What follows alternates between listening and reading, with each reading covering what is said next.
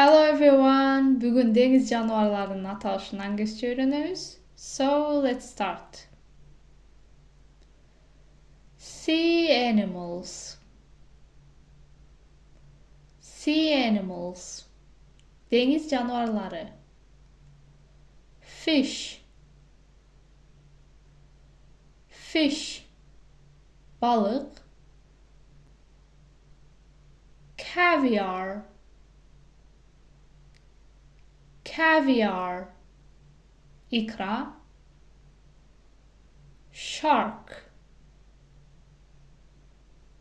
Shark. Akula. Whale.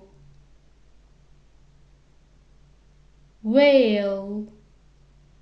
Kit. Dolphin. Dolphin. Delfin. Walrus. Walrus. Mor. Sea lion. Sea lion. Deniz arslanı. Seal. Seal. Tülen. Crab. Crab. Crab. Lobster. Lobster. Omar. Shrimp. Shrimp. Креветка. Prawn. Prawn. Креветка. Turtle. Turtle. Taşbaka suda yaşıyor. Tortoise. Tortoise. Taşbaka kurgakta yaşıyor. Jellyfish. Jellyfish. Medusa. Octopus. Octopus. Осьминог.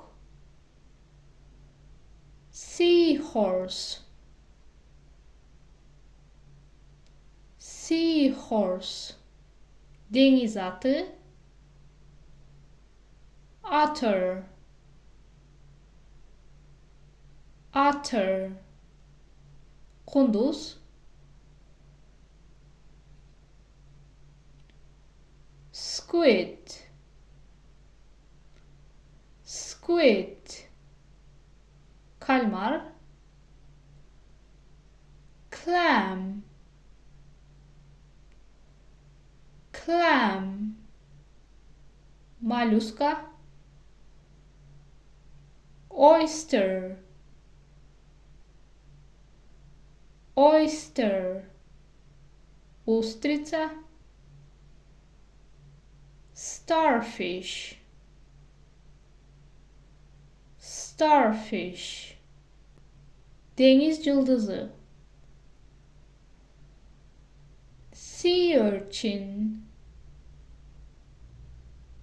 Sea urchin. Deniz kirpisi. Emi deniz canavarları menen koşa alar yaşagan aylana çölünü öğrenip geçsek. Water. Water. Su. River. River. Say, darya. Lake. Lake. Köl. Sea. Sea, deniz. Ocean, ocean, okyan. Swim, swim, süzü. Pacific Ocean,